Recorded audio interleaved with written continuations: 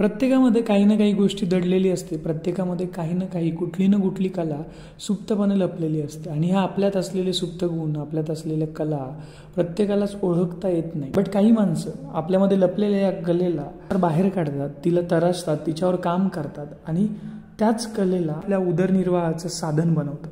आणि अशीच काहीशी व्यक्ती ज्याला भेटण्यासाठी आज आम्ही आलो होतो, अर्थात त्याला भेटण्यासाठी म्हणण्यापेक्षा त्याला बघण्यासाठी आणि त्याचा शो एन्जॉय करायला आलो होतो. ते व्यक्तिमत्व दुसरं तिसरं कोणी नाही, तर ते व्यक्तिमत्व आहे म्हणजे महाराष्ट्रीयन भाऊ अर्थात प्रणित मोरे.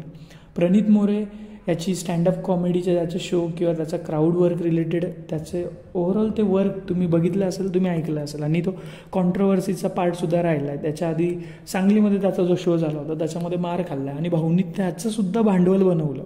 तर प्रणित मोरेला बघण्यासाठी 8 जूनला आम्ही रात्री 9-9:15च्या आसपास कालिदास कला मंदिर नाशिकच्या इथं आलेलो आणि तिथं बघितलं ना, तर ज्यावेळेस जे तुम्ही ऑनलाईन जर बुक केलेलं असेल तर त्या काउंटरला दाखवून तिथून तुम्हाला तुमचे बँड घ्यायचे होते, ते प्लॅटिनम, गोल्ड किंवा सिल्वर जे असेल ते.